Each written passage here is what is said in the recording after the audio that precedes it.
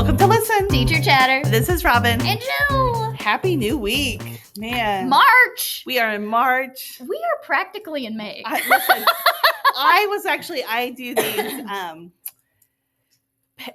these, for morning meetings, Amber and I make lesson plans for teachers so they don't have to look up morning meeting activities. Yeah. And so we do one for a month. And I did the March one, and I only have one more, maybe two at the most. Yes. So I don't know if we'll do a May one or not.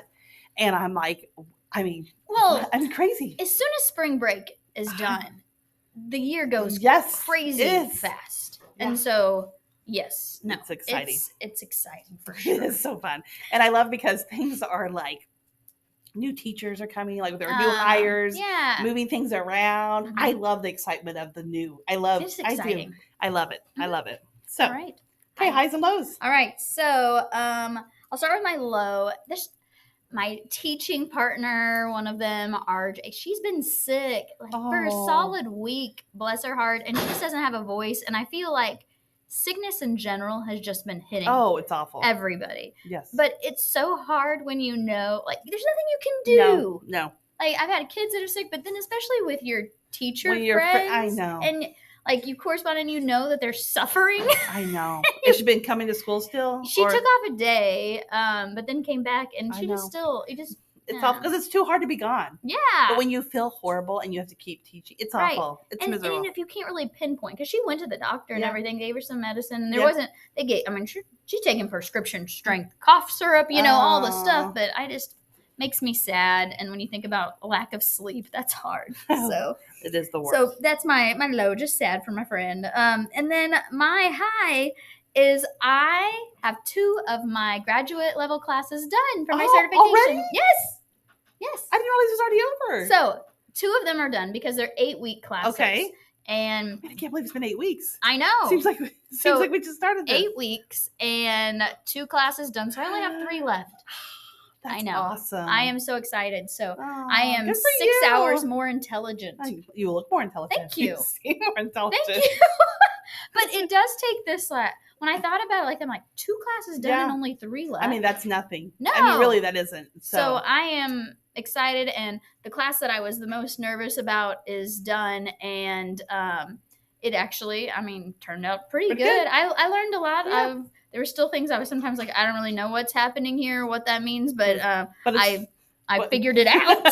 And, I ended up with a 99 point something. I missed 5 points. Hey, I think that's okay. Yeah. So do you start right back up, or do you? I have a week in between the classes, so not really and then I only have 1 class this next which 8 will weeks. Be nice. Yes, because I was kind of boom with all of it, and so 1 class is going to be a lot more chill, and then my last one, there'll be 2. It's 2, but it starts end of May and then finishes by July. Oh, so very nice. I know. So yay! That is exciting. Yes. That's exciting. All right. So my low, mother of pearl. Listen, I told you last week about Maddie and her. Oh no. Okay? So we got that settled. Okay. So we have a big ICAP meeting for the kids go and they register for high school. Their kids, okay? Yes. So I got there and I saw 2 of my friends that are high school teachers, and one of them is Maddie's teacher, and her daughter is friends with Maddie, and they have the class together in her class. Okay. Okay. Wow. And so she says, "This is when people think that our district is too big and there's not connections. There's everywhere." Yes. So she said, oh my gosh. She said, Kendall laughed so hard about what Maddie did last week. And I said, what did Maddie do last week? And Maddie's like, I didn't tell you. And I was like, what? So she went to the class because she goes from the OIC to the high school OIC. Okay. So she had high school. She did her last hour at OIC. Went to class. Her and Kendall walked out. Her car was still running.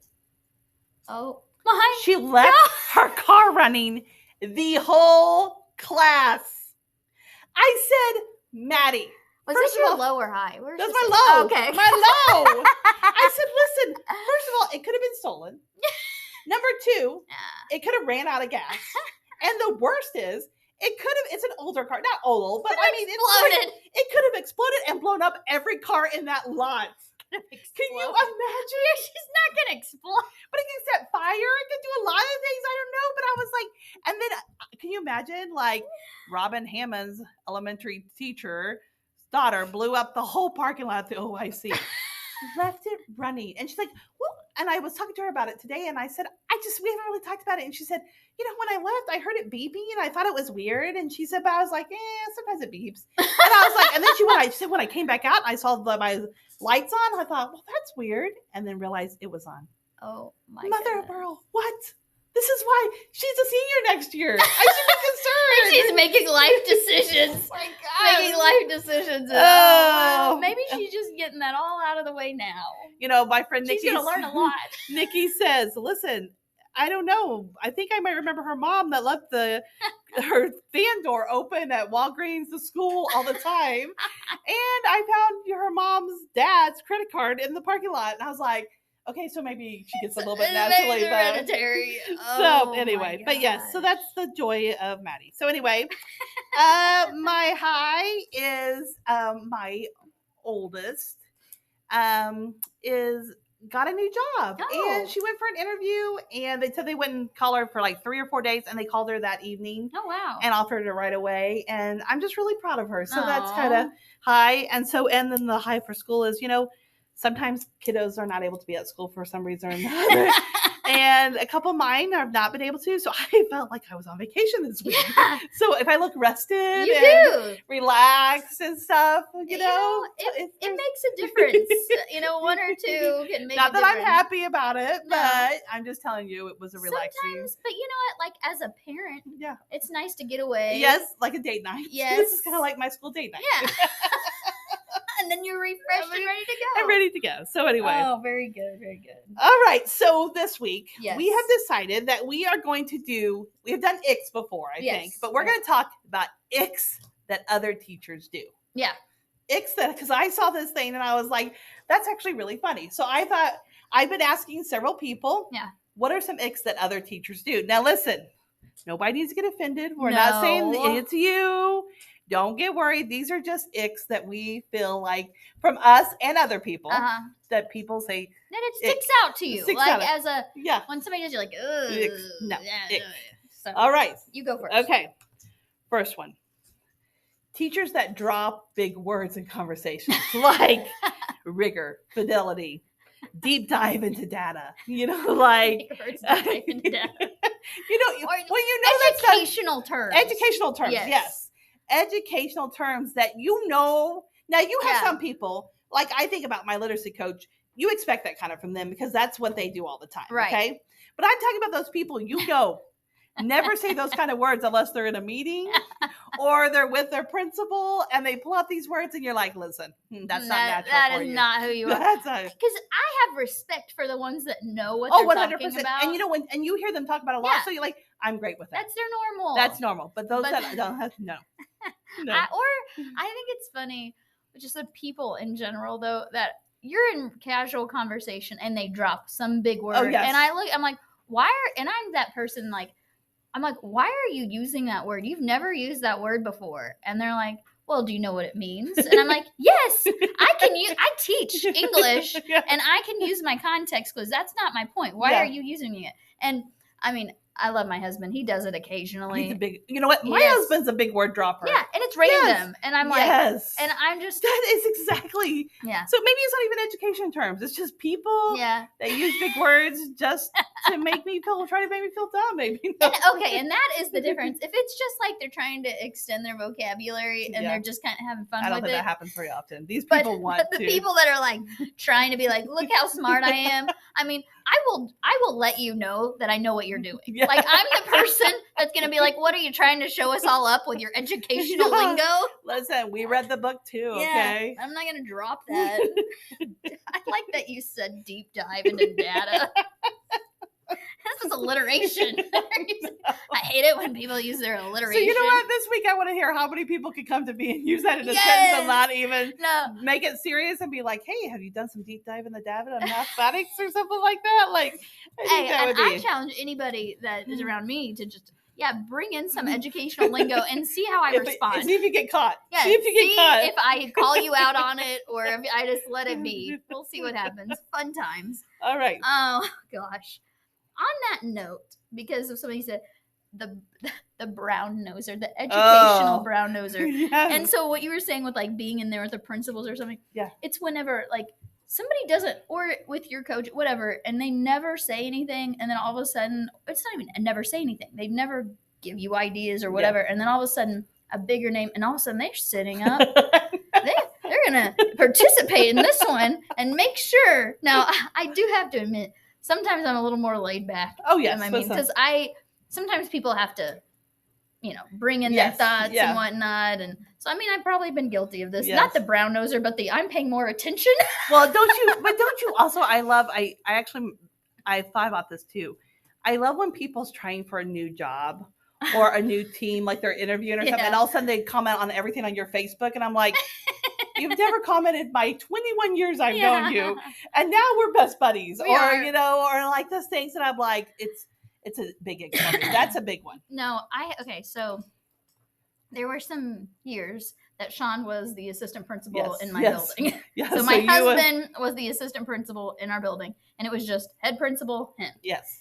And that was amazing to me, watching all of a sudden the people that ran from me because they were afraid I was going to tell on them or something, which I'm like, I'm not that person, or the people that were the same. All of a sudden, we were best friends. And I was like, we've never even talked. Why are you why are you hugging me right now? Like, what is going on? Yes, huge. The educational brown noser. Yeah. Oh, that's a big one. It goes with that big words and stuff too. Like, we're staying on a theme there. What are you doing? Okay, I'm going to go a little bit different. Okay. Those negative people that are never happy with anything. Like nothing. Like everything in their life. No matter what, it is constantly, I just can't do it. No. I really can't. Negative. I can't imagine living. It's because we're like so positive about stuff. Sometimes unnaturally. Unnaturally. That it drains me. It is like, I mentally cannot handle it. No, it'll suck the life out of me. It will. And so I start like, I have to get away. No, can't do this. Or I try, and if they can't even allow me to phrase it in a positive way, I'm like, wipe my hands of you. I mean, have you ever been to like a PD and these people start talking and you're like, oh my gosh, you hate the world. I'm like, I need to scoot back. I'm like, I didn't know. I mean, because they're like, oh, we didn't like this. I'm like, I love that kind of day. Like, it just blows my mind that you would have that many negative thoughts in your mind. Well, and you say them out loud. And here's the other part. If you catch yourself multiple times a week having to say, I don't mean to be negative. Yeah, you're negative. That's a sign. Here's your sign. Some phrasing, like, you need to do a little check there. And it is, I agree. That is an ick for me. And I know we have to vent sometimes. Like, there's going to be venting. 100%. And I think that's fine. Yes. But it is the constantly, and I just feel like that would be exhausting. Oh, I cannot imagine living my life that way. To never being happy, that only seeing the bad things. I can't. It wouldn't be a good thing with that. All right. I will go into I'll kind of not the same but different. The people that only their idea works. Oh, yes. Like, and it could be in any context, but it's like, I mean, it goes not just teacher, it can be, forgive me, but admin or any of these things. And like, they have this idea, whatever it is, and no matter what you say, no matter your justification, not going to happen. Yeah, I agree. Only that this one idea is the key to unlocking the world. Yeah. And no, that is ick. Like, that's actually a really big one. Because it's like, open up your thought process. And here's the thing. It's okay if we don't agree. Yes. But at least just listen to it. Yeah. And hear us out and talk it through. And then you can still walk away and be like, okay, I still feel good about mine. Well, especially if you're boss. I mean, the boss is going to be the boss and make the decision in the end with it. But in like teaching conversations and stuff, and I honestly have not had that too often I've been very blessed where people haven't. But the few times that I have, I'm like, you're really not listening to anybody else because you think your idea is golden. That's ridiculous. Well, especially when you're on a team sometimes and everybody else is like agreeing to something and you're not. I'm like, listen, there's 5 on a team. Yes. 4 of you are all for it. Yes, for sure. Yeah. All right. Here's one of those. I really struggle with one-uppers. So say you say, hey, I got new pens for all my kids. And they're like, I bought lightsabers. Well, are your pens erasable? The ones that I got all my kids are erasable. Or you decorate your door, and then all of a sudden their door has lights and it's got music like plays. 3D things coming off of it. Or it's just a competition. I just hate, like, I love a good trash talking. Don't get me wrong. Yes. A good competition is trash talking. Yes. But when you're on a team, there's no reason to be a one-upper. There is none. There's never a good reason to one-up. No. Oh. And give credit for people who get it. Like, if something's your idea and I change it a little bit, I still say, oh, listen, I got that idea from Jill. Isn't that a great idea? I would never say, oh, yes, I came up with that idea. I did that all on my own. Look at me.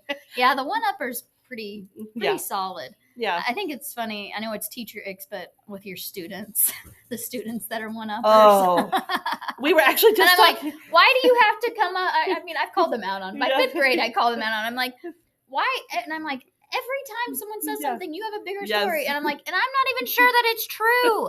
Like, that story is not even a true story. It is. My dad married an elephant. What? No, he didn't.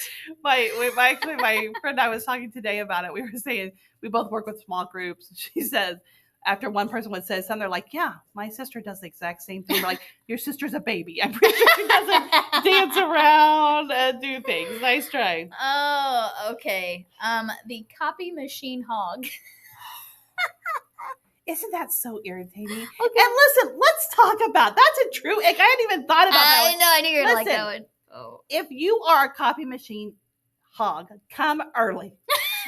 Come at 7. I respect that you love the copy machine, but don't do it at 7:50 when everybody needs the copy machine. Right. Stay late. Yeah. Oh, I didn't even think about that. Yeah. Oh, I know. I thought of it. I was like, this is a brilliant one. That is ick. It is super ick, and it's like it could be the same person. Yes. And every time you go in, you're like, why? My plan time. It's my plan time. Yes. What are you who have kids in your room doing it on my copy machine that I need during my plan time? That is ick. That is true. That is an ick for sure. And when they're doing like packets of 200 and you can't really, and they never can stop. They're like, oh, sorry, I just started this packet. Yeah, and it's for I'm trying to get ahead because I'm gone May 1st and it's March 1st. I'm just trying to get ahead on my plans there, and you're like, well, I need to make my 15. No, I've got more copies now. But anyway, that's one for me. That is a good one. Hey, what else you got over there? All right, how about the people that's always on their phone? Now listen, I want to say something. Okay. Yes. I carry my. You know what? You can say something because it's our podcast. Yeah. By golly, it's my world, and I'll do what I want. That's right. I have my phone with me at all times because that's how people contact with me. Okay, so I know, but I'm talking about those people who, and if you're in your room and no one's around, like I don't care that you're on your phone. Yeah.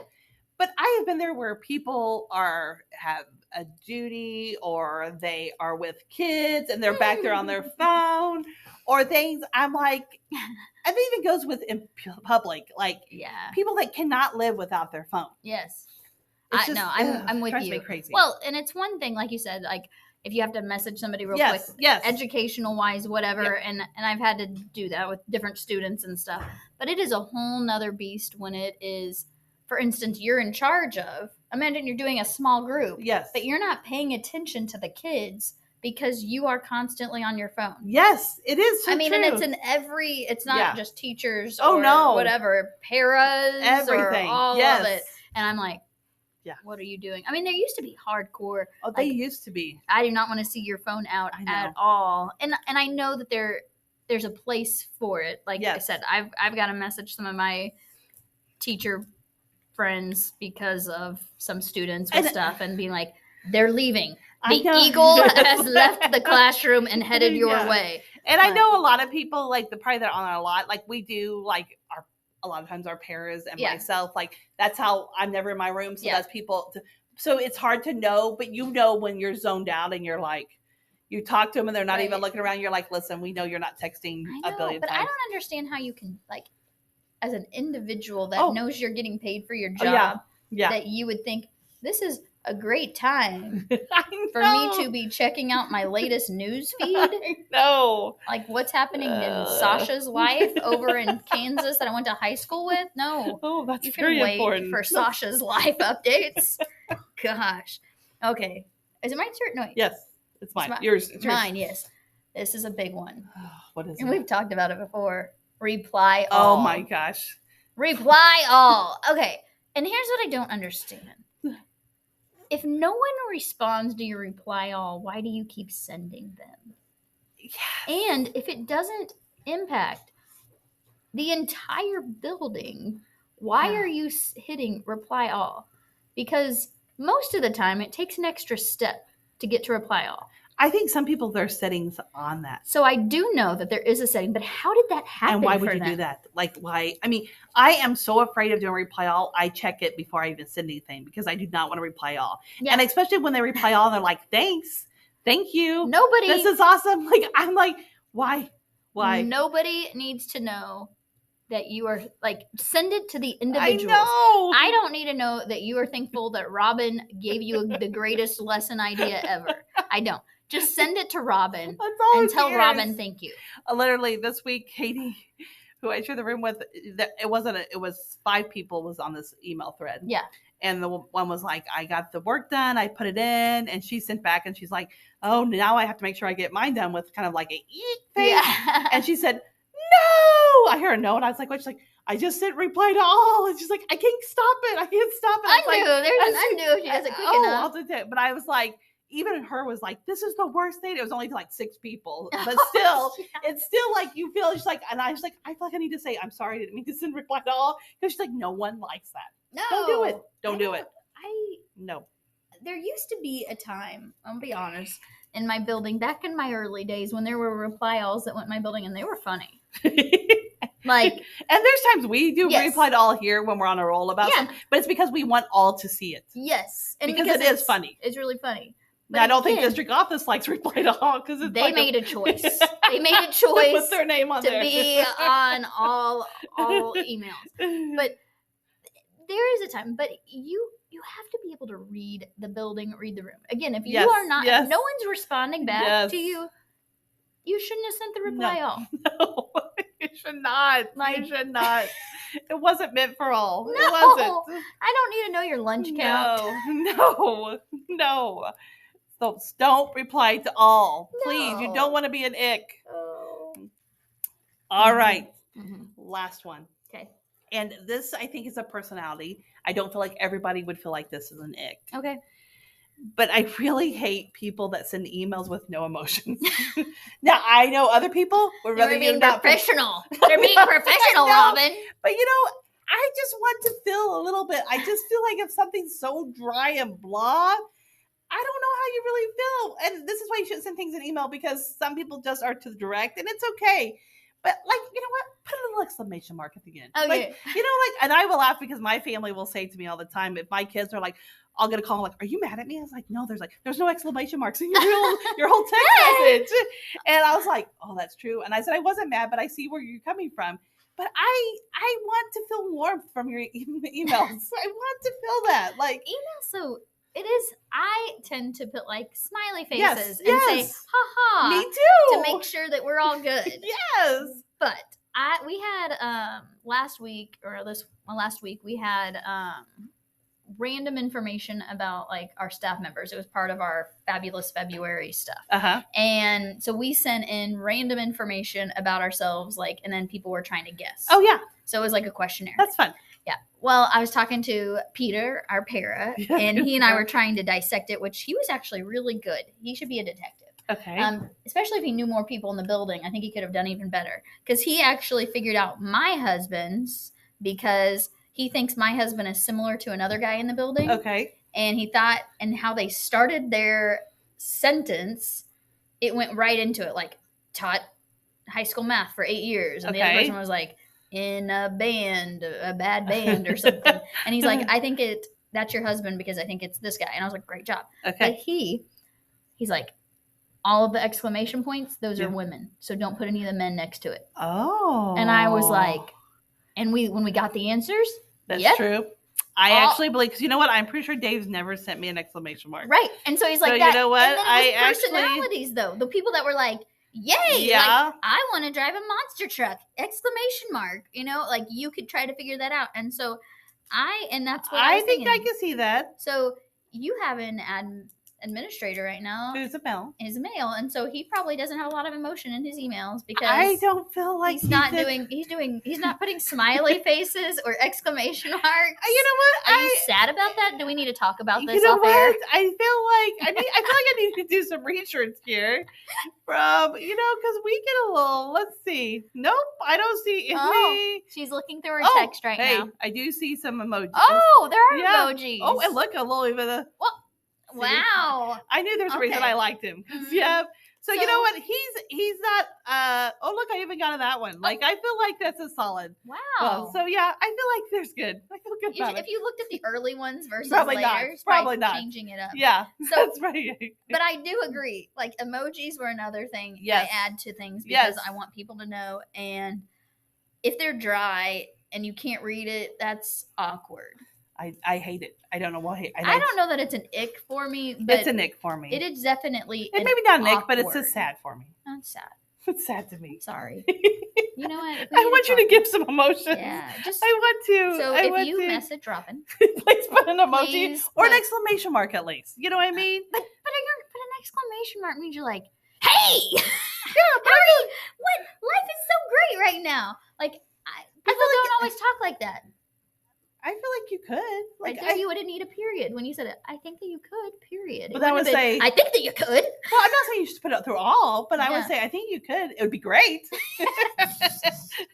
Okay, no, fair enough. So again, if you're sending messages, when you reply all in Robin's building, be sure to add emojis and exclamation marks. Because honestly, I feel like if I don't send an emoji or an I feel like people are disappointed. Yeah.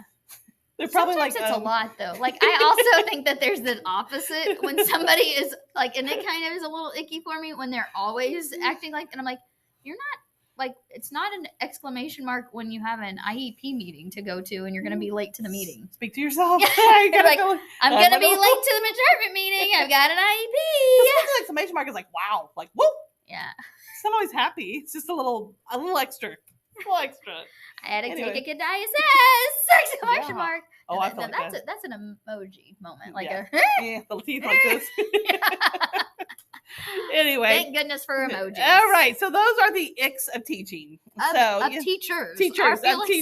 I have probably made lots of people mad. They probably been lined up at the door to tell me that I am the rudest person ever. So it's okay. I'll have a smiley face for you and a heart. Okay.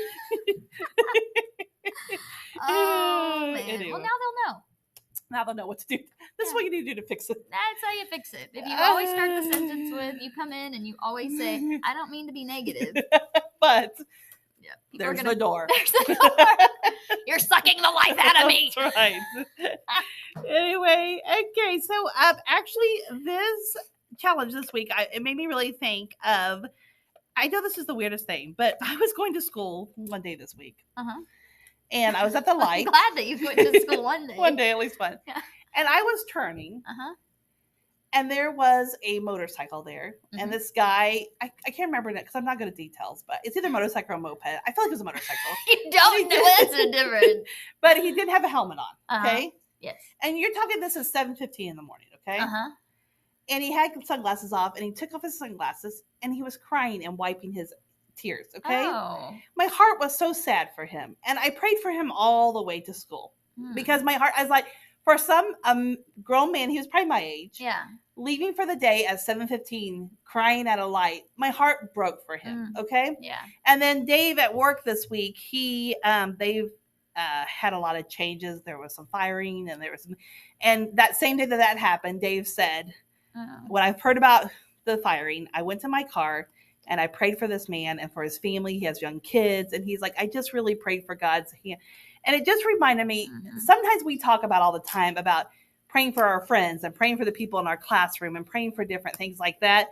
But I thought of the verse of Matthew 25:40. It says, I tell you the truth, whatever you do for one of the least of these, you do it for me. Mm-hmm. And I thought sometimes in life, it's just a good reminder when we see someone that on the road, or every time we hear an ambulance, Maddie says, Mom, are you praying for them? Because anytime we always pray for whenever we hear sirens for those people. But you don't always need to just pray for the people you know in your class. There's a lot of people in the world that are hurting, that just to take a moment when you see someone, or if God lays on your heart, someone at the grocery store or someone you don't know, just take the time and pray. Just know when you care about the least of those, not someone that's your friend, not someone that you know all the time, you're doing things for God's kingdom. And it was just, I thought I would just challenge us to take the time to pray for different people that you do truly don't know. Yeah. Well, and just those situations too. I mean, when you kind of have a negative thought about maybe it is a coworker, you can pray for us after this one, or we're probably on the or prayer your list. Students, or whatever it may be, though, or the families. Instead of maybe just complaining about why can't they get their kid to figure this out, it could be something that you don't know what's going on with that. And it's just a good reminder. And there's a lot of hurting people out there that we don't know. And just, I don't know, just seeing that at 7:15 in the morning, it just broke my heart. It's been heavy, and I thought and prayed for that, whoever he is. And you know what? Maybe he just stomped his toe. It may not have been anything in that morning, but his allergies something. Were kicking in. So, but anyway, just a thought. So, all right. Well, listen, you guys have an amazing week. Yeah, we won't be here a couple. No, because it's spring break. So you know what? Have a spring break and enjoy yourself. And then when we come back, we only have like a couple weeks of March. That's crazy. It's like 15 days of school in March, by the way. That's crazy. Weird. It's the best. So you know what? This is Listen. Teacher Chatter. This is Robin. And Jill. Have an amazing week in spring break.